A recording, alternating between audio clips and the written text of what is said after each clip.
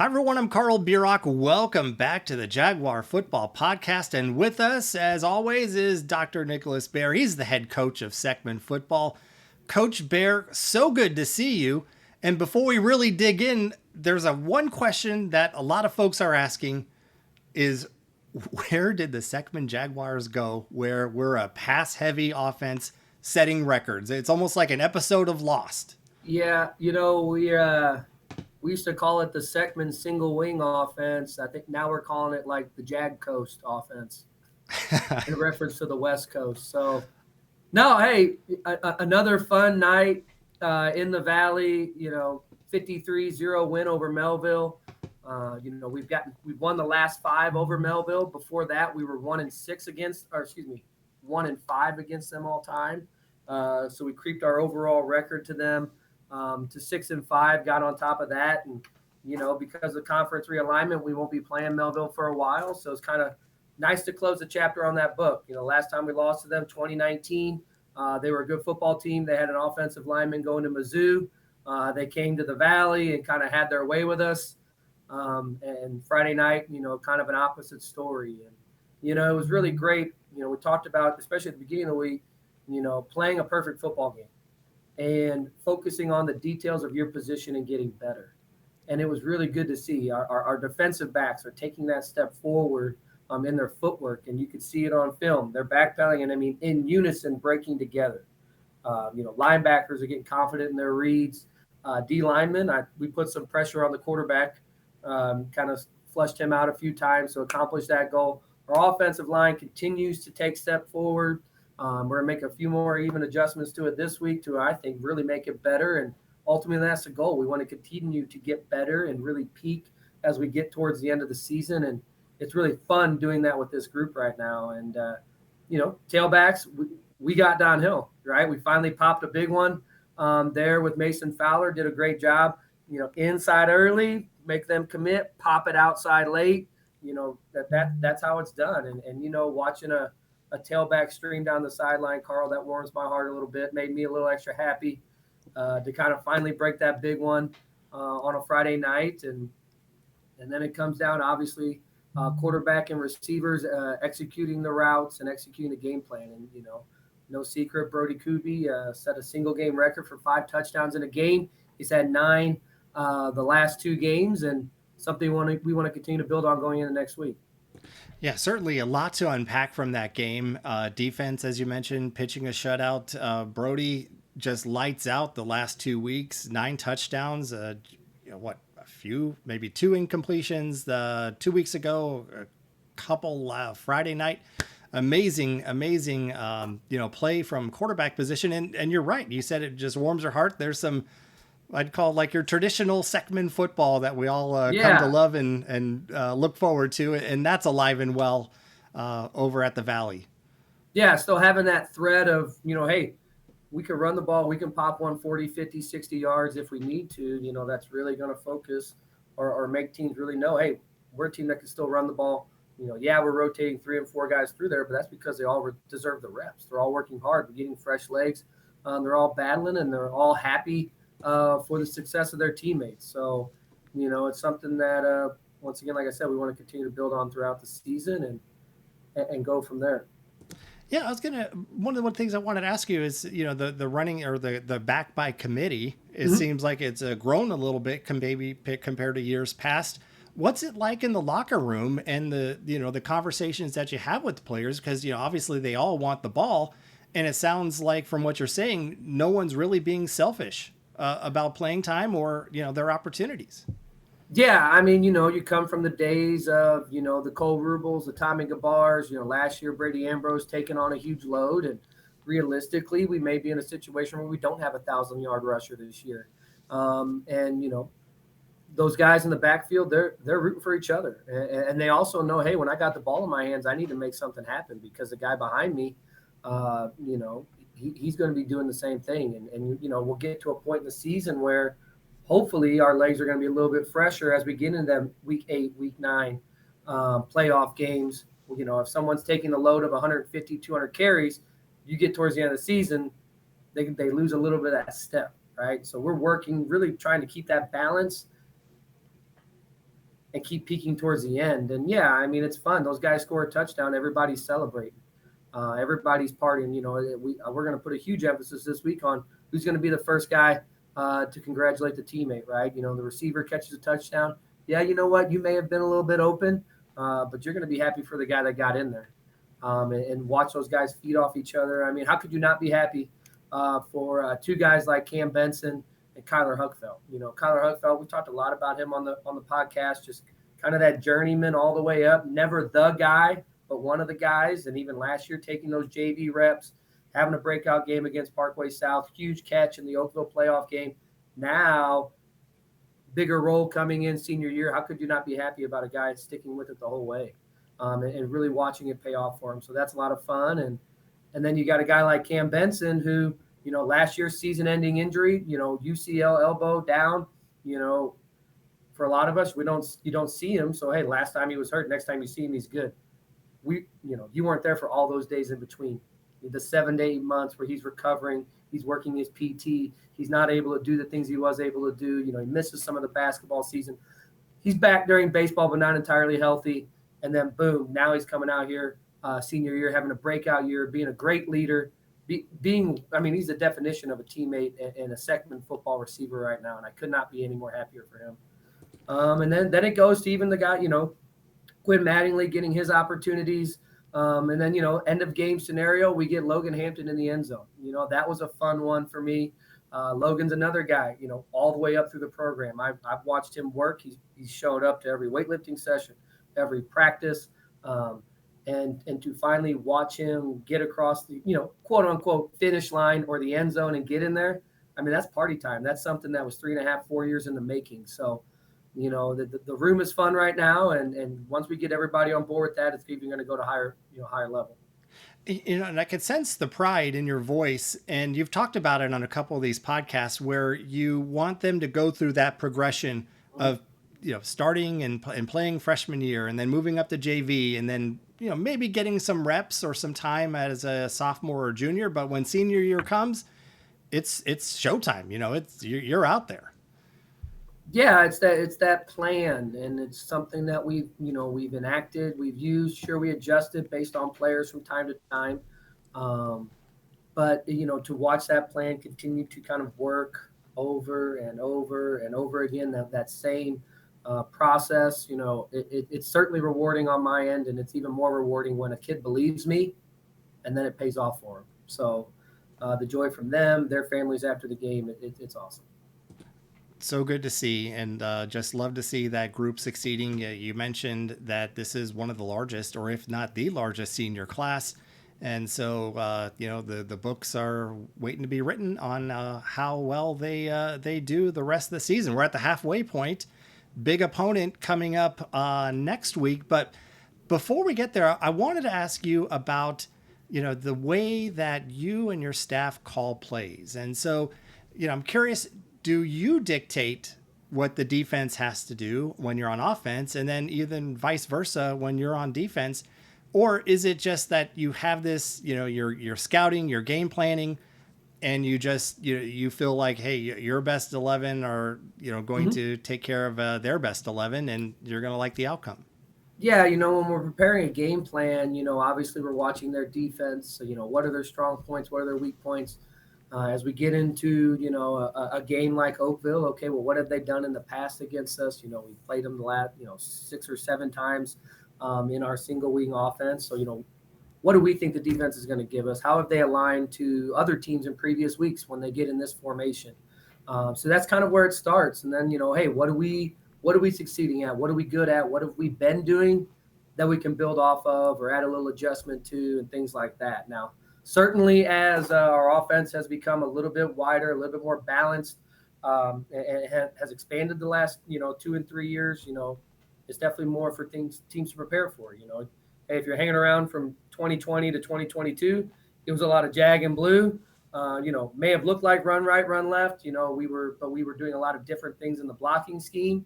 Whereas now we're starting to throw more formations at you, and so early on in the game, you might see more formations early.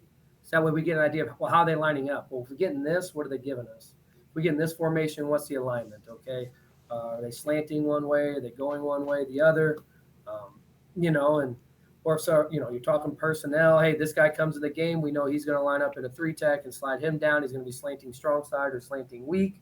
And these are things, especially if you see us get stopped early. We go 3 and out early, or you kind of get a drive stalled early. That's the first thing we're looking at when we get to the sideline. And you'll see Coach Connor and the offense huddle up over there, breaking it down and talking about it. And it's certainly something that builds on it throughout the game. Early play calls at the beginning of the game really dictate how things go towards the end. So. Yeah, because I know we talked about the technology that you have access to almost literally real-time information. So how much really changes over a course of a game? Is it, would you call it minor adjustments, or are there some times where you really have to do that pivot in 180 and maybe throw that game plan out the window? Yeah, I mean, you have a game plan, and you certainly have plays you think will work. And, a lot of times we predict pretty well what's going to happen. And, sometimes you don't. You don't really stray too far from the game plan, but you might run a play that you only ran once at practice that week, but it's still part of your base stuff. Or you draw something up on the sideline and say, hey, I know we've been working this all week, but now we're going to have you go here instead. And really that's kind of what's helped us take the next step in our play calling. One, Coach Connor, great offensive mind, good offensive coach. And then two, the kids taking to that coaching and being able to adjust on the fly, has really helped us out. And, now like we've talked about, we've hinted, with the balance of our offense, you're going to have 2 high safety, you're going to have single high, you put 8 in the box, you're going with 6. So, how are you going to line to this formation? And, my offensive coordinator is having more fun calling plays this year. So, but, hey, that goes with the execution. We talked about it, hey, there might be one night where the ball ain't spinning quite right. Or, hey, they've got some pretty locked down corners, and, hey, now it's time to go back to a little bit of what we do, or vice versa. They got a really good tight box, 6 guys we can't really get going, but we feel like our outside matchups, maybe you go there, take a few chances. So certainly a lot of things that go on to it. It's kind of a 3-headed monster between Coach Connor, Coach Freeman, and me. I've kind of taking a little bit more step back, but there's definitely times when, I'll make suggestions or, hey, do we have this? Would this work? Or you see me on the iPad, hey, we're getting this. So, those coaches are doing a great job, and kids are doing a great job executing. Well, certainly coming up this Friday, big game, and you'll have your work cut out for you. Mm-hmm. Very common opponent here in Oakville. I mean, we've seen them 4 times in the last 2 years. That's pretty unprecedented. And, we've talked about it on this podcast a number of times, don't let the scores, of those games really deceive you, right? We talk about that margin for victory is so tight. And we've been able to exploit that. Honestly, physically, they've been pretty close to even with us, especially the last 2 years. And, there's that tiny window of execution that we can exploit, and that what we have been doing. And then what that does is it opens it up, right? It takes what could have been a 21-14 game, right? Or maybe even a 1-point or 2-score loss. You exploit that tiny window, and then all of a sudden the floodgates open and it's 30, then we're winning by 30 like we have been. So, that's kind of what we're going to continue to hit on with the boys, the focus on doing what we do, executing, doing your job, finding that little thing we can exploit. And really know that we're going to be in a 4-quarter football game. So I'm looking forward to it. Oakville's close. We always travel pretty well to Oakville. Their away bleachers are frustrating. I understand that. They're crowded. They're cramped. But we love having the people out, and everybody's right on top of us. Going to be a fun atmosphere. Coach Gans is going to have his team fired up as always. And let's play some football on a Friday night. That's what it's all about. I mean, you got a matchup of 2 3-1 teams. If I was a betting man, I would say you'd probably meet again in the postseason if everything plays out like it should. What's that like, knowing that, the possibility of playing these folks twice, or you just take it one game at a time and you're focused on, week 5? Yeah, no, we don't really think about right now them in the postseason as far as that. I mean, yeah, when you have 5 teams in the district, definitely another chance to potentially play them. But we don't really do anything for this game, for that game. Now, when we get to that game, if we play them in the playoffs, we'll come back and say, hey, what was going on there? What worked? What can we extend off of? But there's nothing in this game plan that's building towards, well, if we run it here, when we play them in the playoff game, we could do this. We got to. I mean, this game, it's a big football game. Conference championship implications. These guys have been number 2 in the conference at least the last 3 years. So we know, if we have a goal of achieving a conference championship again, we got to get on top of these guys. Yeah, and you touched upon it a little bit, but for the folks watching, maybe not as familiar with the Oakville program, tell us a little bit about the type of offense that they run. Mm-hmm. You're going to see, it's kind of like, they call it like a pistol, showgun, or something like that. I forget, but they're going to be back in the shotgun. You're going to see a lot of motion, a lot of misdirection, a lot of linemen pulling. Oh, sounds familiar, right? The key is going to be to make sure we keep our eyes on our reads as a defense. Do your job. There's 11 guys on the field for a reason. We don't need you doing someone else's job. You do your job. Play sound football. Get downhill, and it'll all work out. They've scored some points here the last few weeks. They do have the ability to throw the ball downfield as well on their play action. So we'll be preparing for all of it. Certainly look forward to it. Always a tough game. I remember, I believe it was 2 years ago, the weather not ideal. Yeah, 2023, last time we played at their house, that was the night. Remember, that was the night for the defense. Yep. Defense won that football game. Offense didn't have it that night. Tommy Gabar broke 2 long runs, but the defense scored 2 touchdowns, and that was really the difference maker. But yeah, it wasn't going to rain. Was it not going to rain? And then all of a sudden we get the ball first, and it was just this absolutely torrential downpour of rain. And then, of course, we go, 3 and out pretty quickly, and it stops raining. Jack Compton was playing corner, and he slips on a slant. He breaks on a slant route and slips, and they get on us early. And it's like, oh, crap. At that point, we hadn't been down, all season. So that was a fun night, a great way to respond. And, we know when they come running out of the tunnel, they're going to have that same attitude and energy and, be ready to go. All right. Well, we certainly look forward to it. Friday, 7:00 over at Oakville. And of course, if you're looking for additional information, we have you covered. We have you on the Facebook page. We'll have information.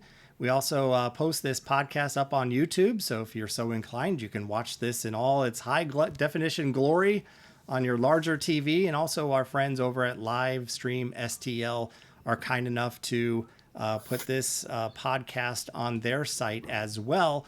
And so, Coach, as we round out the week, I know you have 2 games coming up. The JV, I believe, is playing in Mehlville, and then freshman going to Kirkwood. Yeah, JV. Right? Yeah, JV's playing Mehlville tonight. Our freshmen are playing Kirkwood, and I actually had a pretty good inquiry about that. It's like, well, why wouldn't you have the freshmen play Mehlville and the JV play for Kirkwood? And I was like, yes.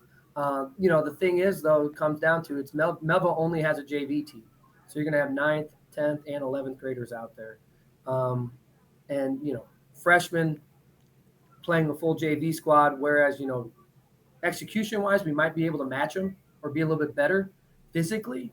There's a big difference between a 15, 16, 16-year-old compared to a 14-year-old. And if you're watching that U City game a couple weeks ago, they weren't necessarily the best execution team, but they had some big boys out there, and they were laying some heavy hits. So, honestly, safety comes down to one of my concerns. Why is the freshman team playing these other teams like Eureka and Kirkwood and things like that? And I really would like to be able to switch it around for the JV, but it comes down to that safety concern. I really don't want our guys out there too often against sophomores and juniors, especially as freshmen. So that's kind of how it's kind of how things are playing out right now. We'll kind of, especially as we shift into a new conference next year, play with those lower level schedules.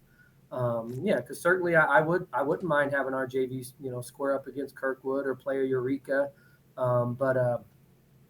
That's just kind of the way it works. Does that make sense? Do you have any questions about that, Carl? Or no, because I know I'm sure people are wondering. Yeah, because I know sometimes there could be situations where the game is just canceled outright, or Hmm. maybe they just don't have enough to field a team. And we've talked about it. I mean, we're so fortunate to have a large program that others just don't have that luxury. And so I get it. I know it Right. would be nice to play the same school week after week, and Yeah, those lower level schedules are hard to pin down sometimes. And right now we're still looking for a freshman opponent that week of Parkway South, and you know, comes down to the same problem. I don't really don't want you know our freshmen playing against 10th graders and 11th graders from Parkway South.